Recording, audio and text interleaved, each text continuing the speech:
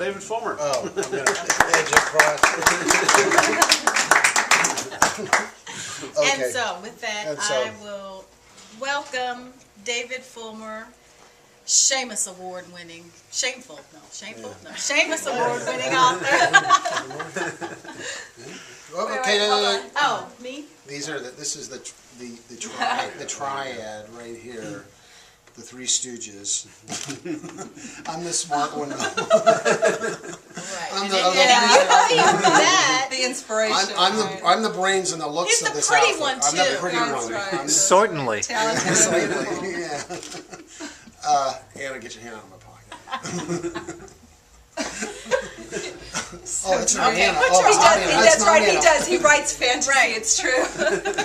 Yeah. Okay. That's called fiction. Okay, briefly, that it's a pleasure to be here because I've known Jeff and Jeff since they started the store, basically, and this is probably the third or fourth event that I've done here, and the store is in my neighborhood. I live less than a mile away from here, and see these guys usually a couple times a week. So. As Tara said, Five Stones Press came out of me getting kicked out on the street by my publisher because of a perfect storm of my contract with Harcourt ended. They merged with Houghton Mifflin, and that caused them to drop about 30 authors. Some of them, just like me, who had won, some major awards and gotten pretty much great, really A-list reviews across the board, but did not have that sort of lowest common denominator sales stuff going on, and so all of us were let go.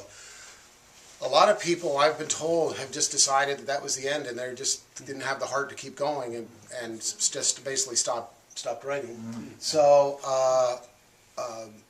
I was not willing to do that, and started talking to people about what the possibilities were for doing something that was outside the mainstream.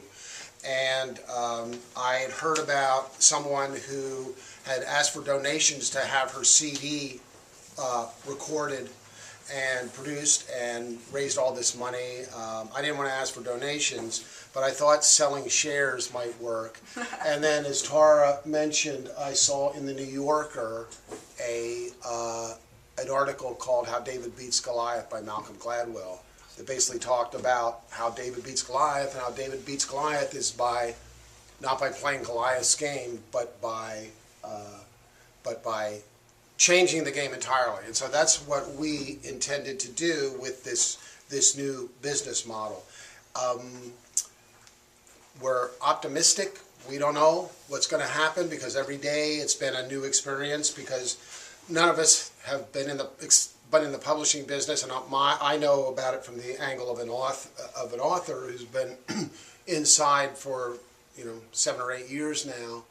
And so we've certainly gotten a lot of attention, and including a Publishers Weekly article that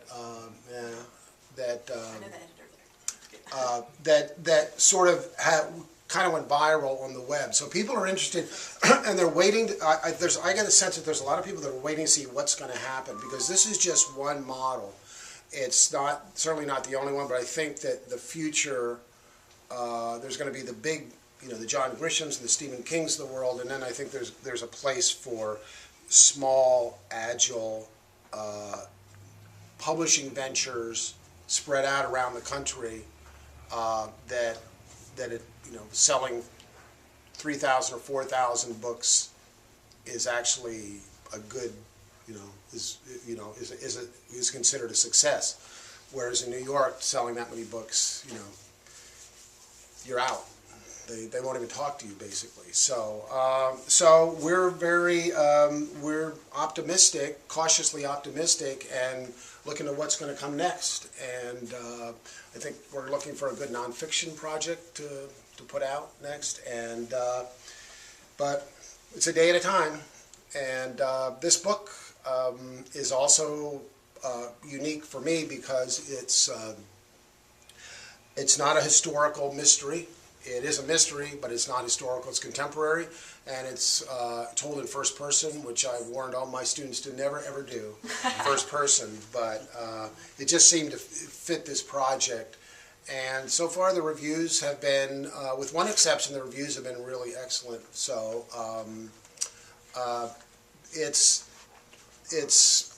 it was something that was on the shelf, and that I felt like, you know, if there was going to be a time, this was the time to get it out. So we're just beginning to see the building of the momentum for this book, and in the next month or so, the next 2 months, I think that's going to be the proof of the pudding.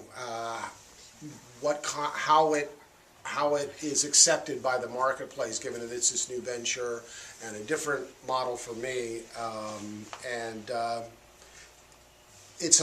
what's going to happen next is a mystery. Ba-dum-bum.